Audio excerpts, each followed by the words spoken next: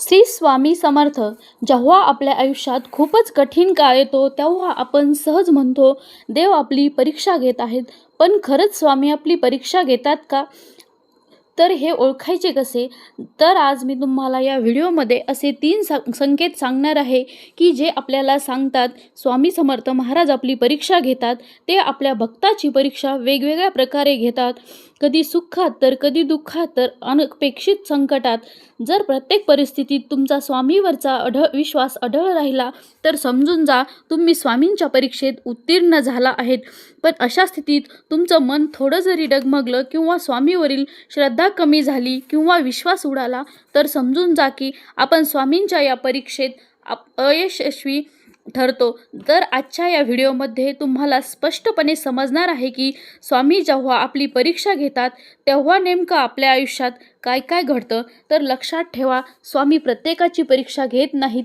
ते फक्त त्याच भक्तांची परीक्षा घेतात ज्यांच्यावर त्यांचा पूर्ण विश्वास असतो. ते फक्त बघत असतात की हा माझा भक्त किती काळ ठाम राहतो, कितीही कठीण प्रसंग आला तरी तो विश्वास ठेवतो की नाही. मी स्वामी समर्थांच्या चरणी मनापासून प्रार्थना करते की हे स्वामी आहे, हे सर्व स्वामी भक्तांना सुखात, ऐश्वर्यात, आनंदात ठेव. तसेच प्रत्येक भक्तांचे प्रत्येक संकटातून रक्षण कर, त्यांना योग्य तो मार्ग दाखव. तर चला मग बघूया ते 3 संकेत कोणते आहेत की स्वामी आपली परीक्षा घेतात. पहिला संकेत, जेव्हा आपल्या आयुष्यातील दुःख हे शिगेला जाऊन पोहोचतात. जेव्हा महाराज एखाद्या भक्ताची परीक्षा घेतात तेव्हा त्यांचे दुःख हळूहळू शिगेला जाऊन पोहोचतं. असं वाटू लागतं की आता सगळं काही संपलं आहे. काय करावं, कुणाकडे मदत मागावी काहीच कळत नाही. आपण सर्व करतो, मेहनत करतो, धडपड करतो, काबाड कष्ट करतो, शक्य तेवढे प्रयत्न करतो, पण हाती येतं ते अपयश, निराशा. मन पूर्णपणे हताश होऊन जर तुमच्या पण आयुष्यात असंच काही घडत असेल तर लक्षात घ्या की स्वामी तुमची परीक्षा घेत आहेत.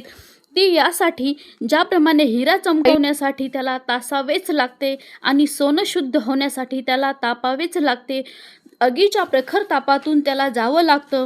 त्याचप्रमाणे तुमच्या आयुष्यात एकामागून एक संकट येत असतील, पण तुम्ही प्रत्येक परिस्थितीत सामोरे जात असाल, प्रत्येक आव्हान स्वीकारत जात असाल, तर विश्वास ठेवा तुमच्या आयुष्यात एक दिवस नक्कीच आनंद येईल. तुमचं आयुष्य सुखाने, समाधानाने, आनंदाने भरून जाईल. मागे वळून पाहताना तुम्हाला नक्की जाणवेल की या सुखासाठी, या यशासाठी त्या कठीण काळातून जाणं मला खूप आवश्यक होतं. दुसरा संकेत, स्वामीवरील विश्वास कमी होणे. कधी कधी माणसाच्या आयुष्यात असा काळ येतो की जो त्याला आतून पूर्णपणे कोलमडून टाकतो. समस्यांचा भार इतका वाढतो की मन सहनशक्तीच्या पलीकडे जातं. अशा वेळी देवावरचा विश्वास पूर्णपणे उडून जातो. मनात अनेक प्रश्न येतात. देव आहे तरी का? माझ्याच आयुष्यात का अडचणी येतात? अनेक लोक तर देवाचं नाव पण घेत नाही, तर ते नास्तिक बनतात, कारण ती परिस्थिती ते सहन करू शकत नाही. त्यांना हेही समजत नाही की आपल्याच आयुष्यात असं का होतं. पण त्यांना समजत नाही की स्वामी आपली परीक्षा घेतात आणि ही परीक्षा इतकी कठीण असते की खूपच थोडे लोक यात उत्तीर्ण होतात. काही जण चुकीच्या मार्गाला जातात आणि हळूहळू वाईट मार्गाला जातात. पण जो या परीक्षेत पास होतो तो माणूस स्वतःवरचा आणि स्वामीवरचा विश्वास कधीही कमी होऊ देत नाही.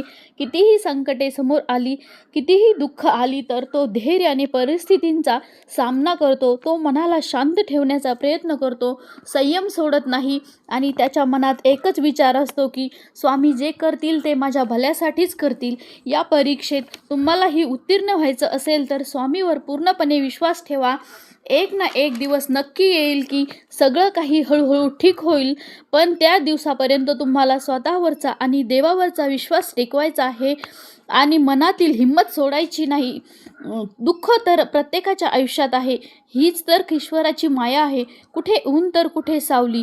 जेव्हा आयुष्यात दुःख येते, आयुष्यात अडचणी येतात, तेव्हाच सुखाची खरी किंमत माणसाला कळते. तसं बघितलं तर या जगात एकही माणूस नाही ज्याच्या आयुष्यात सुख आलं नाही आणि दुःखही आलं नाही. सुख आणि दुःख हा दोन्ही आपल्या आयुष्याचा अविभाज्य भाग आहे. तिसरा संकेत, दारात सतत भिक्षुक किंवा भिकारी येणे. तर तुम्ही म्हणाल की ही कसली परीक्षा आहे? तर स्वामी जेव्हा आपली परीक्षा घेतात तेव्हा असे प्रसंग आपोआप येतात जे आपल्या मनाची खरी परीक्षा घेतात. असं अनेक वेळा घडतं की कुणी भुकेलेला मनुष्य तुमच्या दारात येऊन उभा राहतो. कधी गाय येऊन उभी राहते, कधी कुत्रा. त्यावेळी पाहिलं जातं तुमचं मन तुम्ही तुमच्या ताटातील जेवण त्यांना देता की नाही हे पाहिलं जातं. अशा वेळी तुम्ही तुमच्या तोंडचा घास त्याला दिला तर हे दान खूप मोठं व श्रेष्ठ आहे आणि अत्यंत पुण्याचं मानलं जातं. तर स्वामी अशा प्रकारे आपली वारंवार परीक्षा घेत असतात.